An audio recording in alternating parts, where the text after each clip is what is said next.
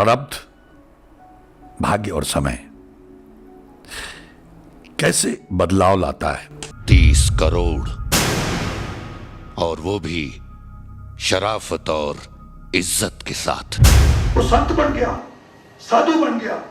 ਅਸੀਂ बेईमानी किहदे वास्ते करते हैं, ਅਸੀਂ झूठ किहदे वास्ते बोलते हैं। आमतौर पे सक्सेस स्टोरीज बहुत लोग सुनना चाहते हैं, देखना चाहते हैं, लेकिन कोई व्यक्ति अगर अपनी सारी तैयारी के बाद भी अगर वो दुनिया की नजर में अगर सक्सेसफुल नहीं होता है तो ये दुनिया का दोष है। इसलिए हम लोगों ने जानबूझ के इस मंगल ढिल्लों साहब के स्टोरी को आज के इस वीडियो में शामिल किया गया। जो उजले नक्शो निगार तुम्हें हिंदुस्तान में माजी की यादगार के तौर पर नजर आ रहे हैं। सिर्फ हर बार कलाकार में ही दोष नहीं होता है। रास्ता ही तुम्हारे लिए मुनासिब होगा अजगर, क्योंकि मेरी नजर में तेरी औकात उस अजगर से ज्यादा नहीं। बहुआयामी व्यक्तित्व के धनी मंगल ढिल्लों साहब से मुलाकात किया था हमारे वरिष्ठ पत्रकार राजेश कुमार सिन्हा साहब ने। तो एक बार फिर से आपका स्वागत है हमारे कार्यक्रम में। ये आप ही का कार्यक्रम है। मुसीबत तो ये है कि हमारे मुल्क में थिएटर का बेसिक कॉन्सेप्ट ही गलत है। अब मेरा अपना ही बाप मेरे इस प्रोफेशन को कंजरखाना कहता, कर लीजिए बात। कैसी रही थी आपकी मुलाकात?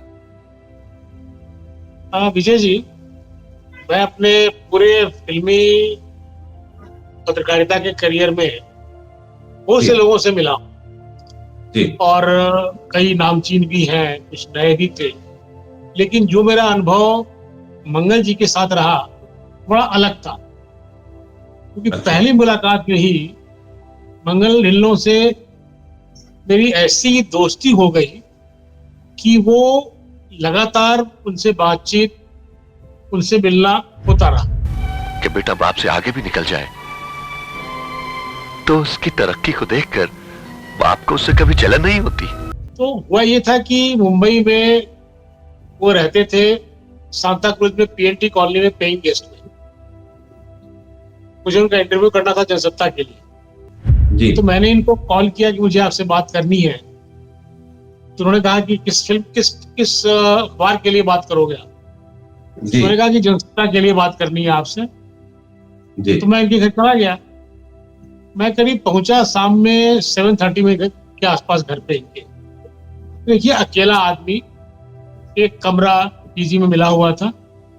मैं अंदर गया, मैं बैठा, बातचीत हुई। इन्होंने जो मुझसे पहला प्रस्ताव रखा मेरे पास वो ये रखा कि आप मेरे घर से बिना डिनर किए नहीं जाएंगे। और उन्होंने हमको 10 कोस दूर दौड़ा दिया और कहा कि रात को वहीं रहना, दूसरे दिन वापस आना। मैंने कहा आप क्या बना रहे हैं?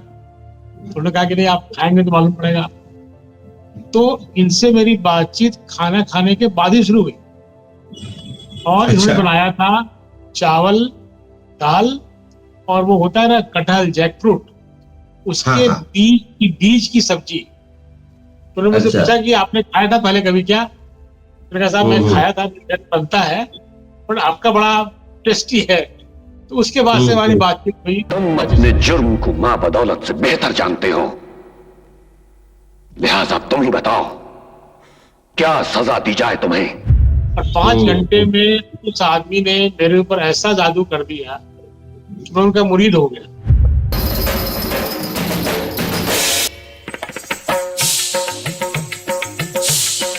तो बने रहिए हमारे साथ आज के इस दिलचस्प वीडियो में। नमस्कार दोस्तों, मैं हूं विजय पांडे और आप देख रहे हैं golden moments with Vijay Pandey. Video में आगे बढ़ने से पहले आप हमारा चैनल सब्सक्राइब करना ना भूलें।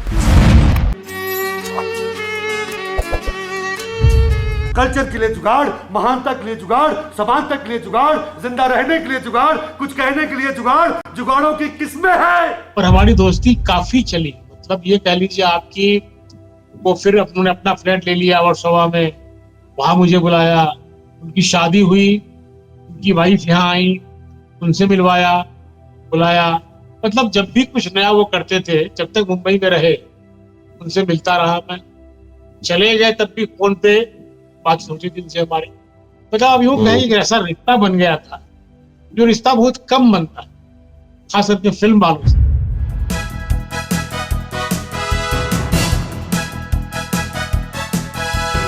चंडीगढ़ से इनका बहुत पुराना नाता था और बड़ा ही एक माशूक की तरह चंडीगढ़ को प्यार करते थे। क्या था ऐसा चंडीगढ़ में उनके लिए? इनकी पढ़ाई वहां हुई थी, ये वहां पढ़ते थे और पढ़ने के बाद जब ये वापस अपने गांव आ गए तो इनके जो फादर थे उनसे इनका झगड़ा हो गया एक बार।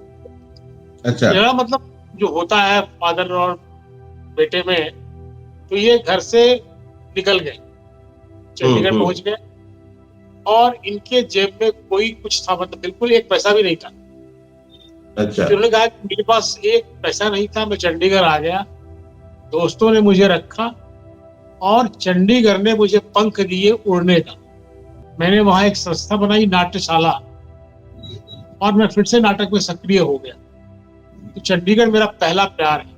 जिन साहिबान को हमारी निजी समस्याओं में कोई खास दिलचस्पी नहीं, या जो सिर्फ स्ट्रिक्टली फॉर अडल्ट्स पढ़कर किसी गलतफहमी में यहाँ आ गए हो।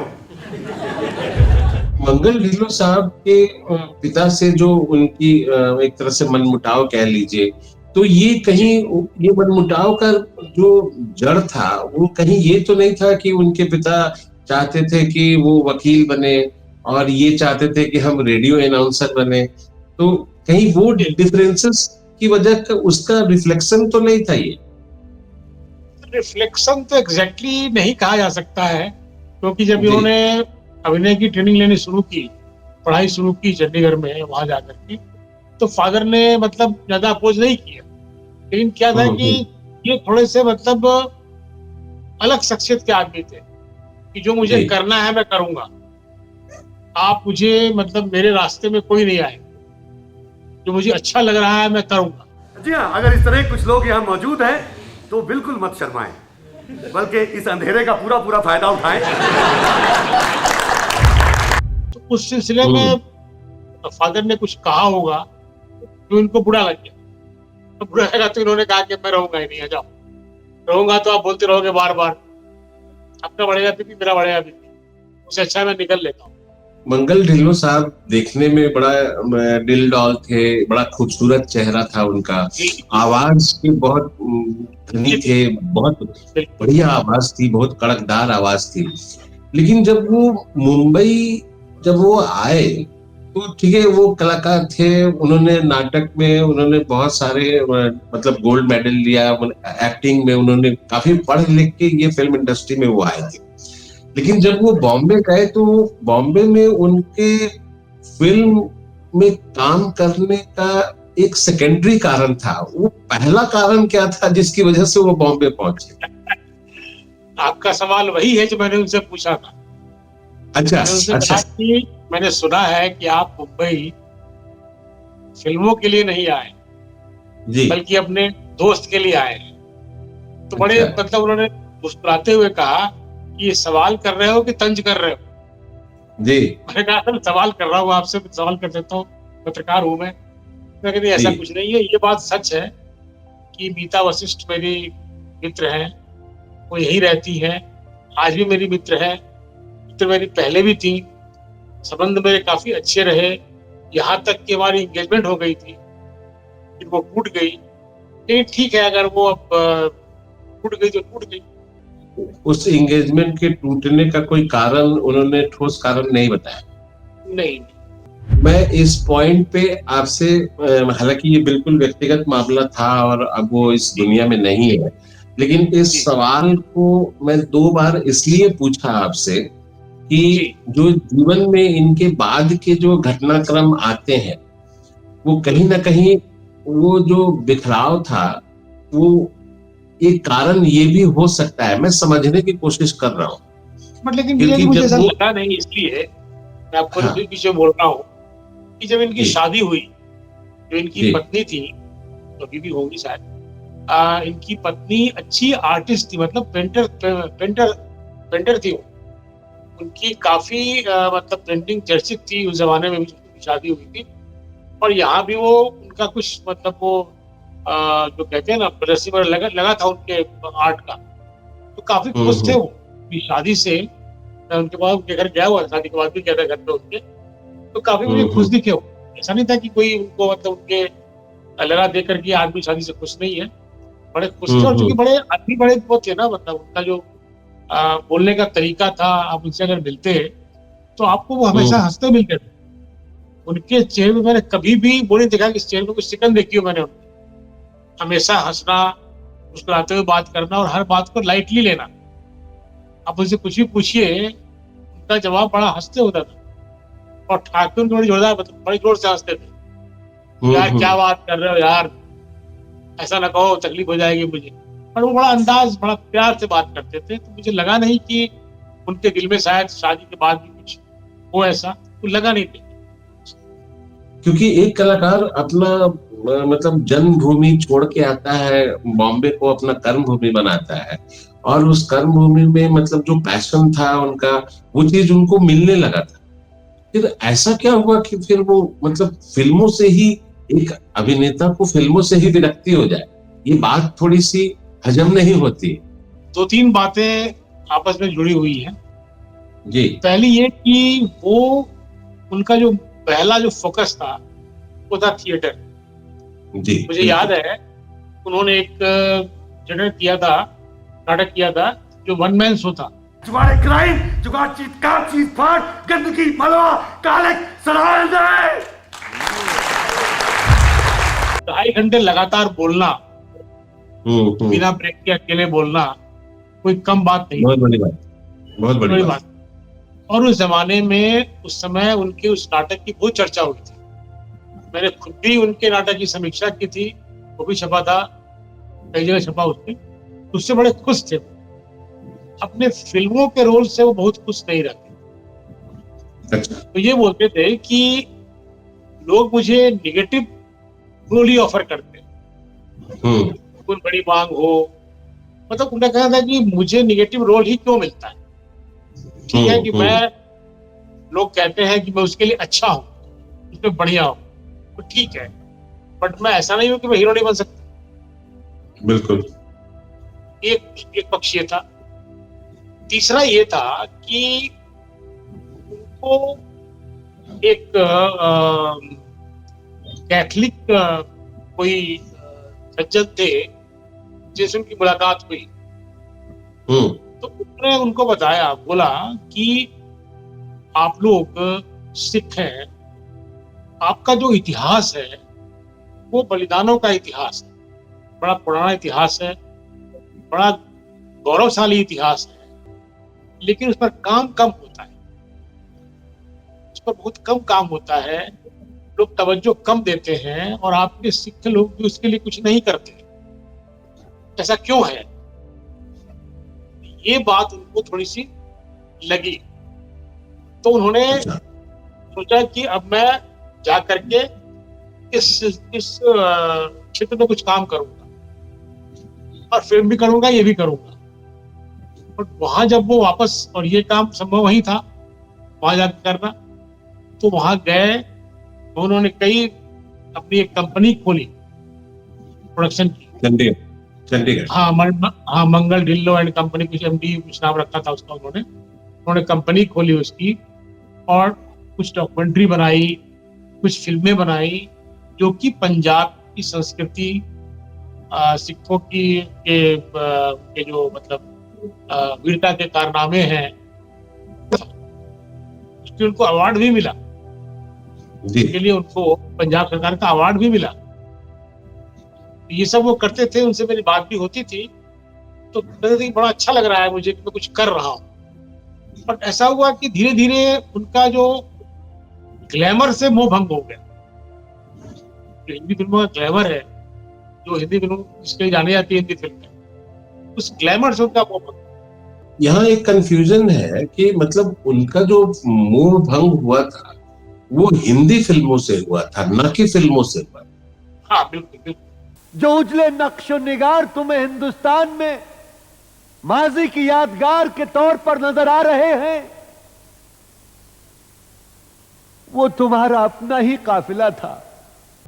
और ये सब करते करते करते करते शायद ऐसा हुआ कि वो मतलब एक स्पिरिचुअल उनके अंदर भावना आ गई, आध्यात्मिक हो गए।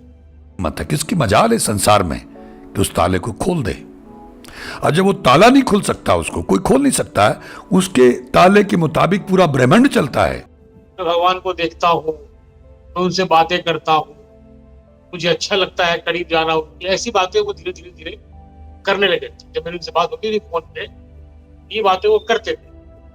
मुझे लगता है कि मैं महसूस कर रहा हूँ कि मैं ईश्वर के साथ हूँ, मेरे साथ है, मुझे गाइड कर रहा है, मुझे और क्या करना है। जो आस्तिक है, जिनकी आस्था है, वो तो मतलब इसको समझ सकते हैं कि मैं ईश्वर से बातें कर रहा हूँ या मैं उनके साथ हूँ या महसूस कर रहा हूँ। लेकिन जो व्यक्ति नास्तिक है, जिनकी कोई आस्था नहीं है, वो ऐसे व्यक्तियों को एक दूसरे तरीके से, दूसरे नजरिए से देखते हैं। तो क्या ये ऐसी कुछ अफवाह भी हुई कि मंगल ढिल्लों साहब का दिमाग खराब हो गया है या कुछ बहकी बहकी बातें कर रहे हैं? नहीं, ऐसा कोई मेरे ख्याल से तो कभी कोई चर्चा नहीं हुई। ये चर्चा होती थी कि मंगल साहब आजकल आध्यात्मिक हो गए, मतलब इनकी जैसे ईश्वर से दोस्त, मतलब किसी ने कभी नेगेटिव नहीं कहा उनके बारे में। गुरु साहब दी खातर अपनियां जाना वार देण लई अपने अपने घरां तो रवाना हो गए। खालसा जो फिल्म बनाई थी उन्होंने, तो उसको बहुत अवार्ड भी मिला था। तो ये जो वो जो फिल्में बनाते थे, वो कहीं ना कहीं मतलब जो उनको कैथलिक साहब मिले थे और उन्होंने ये जो बताई थी कि तो उसके बाद वो लगातार वो इस दिशा में ही काम किया, चाहे वो कि जितनी भी डॉक्यूमेंट्री बनाई हो उन्होंने, वो कहीं ना कहीं सिख धर्म से ही रिलेटेड बनाया उन्होंने। खासकर के जो खालसा जो फिल्म है, वो मंगल ढिल्लों साहब की मतलब अमर कृतित्व की बात कर सकते हैं कि उन्होंने एक अच्छा फिल्म बनाया था जिसे सरकार ने बहुत, उनका एक अवार्ड था, उसपे शायद उसका नाम था बाबा फरीद अवार्ड। औरंगजेब ने गुरु साहब नाल मुलाकात करन दी इच्छा बनाते बनाते फिर वो किताब लिखने की तरफ आए, और वो किताब भी मतलब अच्छी चर्चित रही उनकी किताब। तो इस संदर्भ में कुछ बात हुई थी क्या आपकी उनसे? तो हर बार जब भी मैं उनसे मिला, मुझे एक नया मंगल दिखा। किताब आई थी, वो उसका नाम था शायद, जहां तक मुझे याद है, बिखरे जज्बात। और एक किताब और थी, मुझे नाम उसका याद नहीं आ रहा है। हाँ, डार्क वर्ल्ड ऑफ घोस्ट्स के स्टार्टिंग से लेते हैं तो घर का विरोध, कलाकार और वकील बनने की जद्दोजहद के साथ फिर वो चंडीगढ़ आते हैं, फिर उसके बाद वो पढ़ाई करते हैं, और ऐसा उनका मानना हो जाता है कि चंडीगढ़ मेरा पहला प्रेम है। फिर उसके बाद वो मुंबई की तरफ रुख करते हैं। मुंबई आने का कारण कुछ और होता है, लेकिन फिर वो कलाकार बनते हैं और एक अच्छा खासा नाम कमाते हैं फिल्मों में, धारावाहिकों में।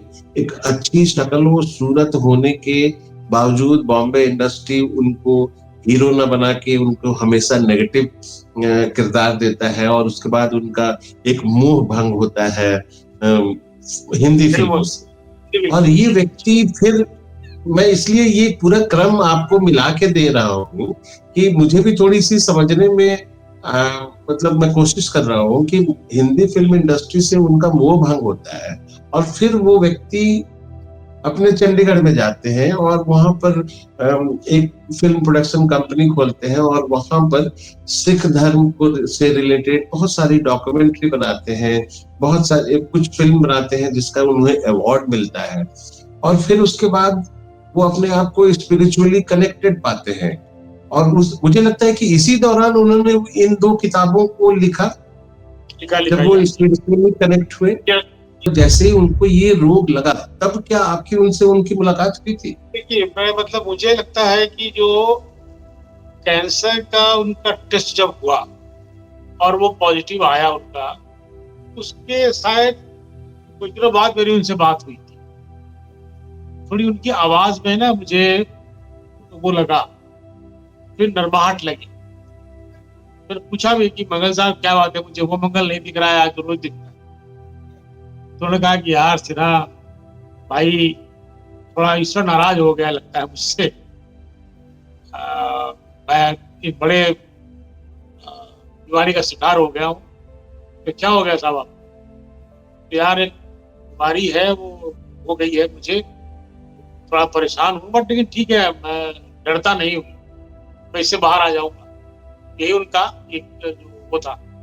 फोन उनका मुझे मतलब फोन लेना उन्होंने शायद मतलब बंद कर दिया, आप ये कह सकते हैं, क्योंकि मेरे फोन का जवाब आता नहीं था। तो वहां तक तो मेरी बात हुई थी। उनकी आप पार्टी से जो मिलने की जो संयोग बना, वो कहीं ना कहीं अन्ना मूवमेंट से वो भी प्रभावित हुए। हाँ। तो जब मुझे खबर मिली कि उन्होंने ज्वाइन की है पार्टी, मैंने फोन किया उनको, मगर साहब तो कहते थे कि मैं जाऊंगा नहीं पॉलिटिक्स में, आप तो पॉलिटिशियन भी हो गए। उन्होंने कहा देखो यार, यही एक चीज बच गई थी मुझसे करने को, वो भी कर ली मैंने। ये आदमी मुझे इसलिए पसंद बहुत ज्यादा, आज भी मैं आपसे बात कर रहा हूँ, उनको रिकॉल कर रहा हूँ, उनका पूरा चेहरा मेरे सामने आ रहा है कि मतलब इतनी आत्मीयता, इतना प्रेम, आप किसी से पहली बार मिले और वो आपको दे, ये बड़ा रेयर होता है। उस व्यक्तित्व में कुछ तो आकर्षण रहा होगा, क्योंकि अगर दूसरे तरीके से देखें कि आपको एक असाइंड जॉब मिला कि आपको एक फला व्यक्ति का या फला कलाकार का एक इंटरव्यू लेना है, आप गए और इंटरव्यू लेके अपने घर चले आए, तो एक तरह से देखिए तो आपकी ड्यूटी पूरी हो जाती है, खत्म हो जाती है।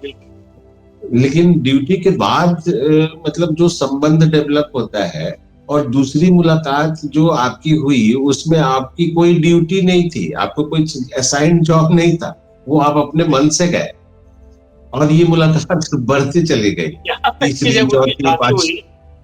उनकी शादी हुई तो वाइफ को लेके आए, जो उनका मकान था वर्सोवा में, उन्होंने नया फ्लैट लिया था, उनका फोन आया मेरे पास, मैं आ गया हूँ, मैं वाइफ को लाया हूँ, आ जाओ आप। तो मैं शाम में गया, ऑफिस निकल कर घर पे, उनके घर पे खाना खाया मैंने, उन्होंने वाइफ से मिलवाया कि देखो ये है मुंबई के और मेरे से बड़े हैं बट मेरे दोस्त हैं। मुंबई में इन्होंने मेरा इंटरव्यू लिया और इनकी जो कटिंग है वो आज भी मेरे पास रखी हुई है।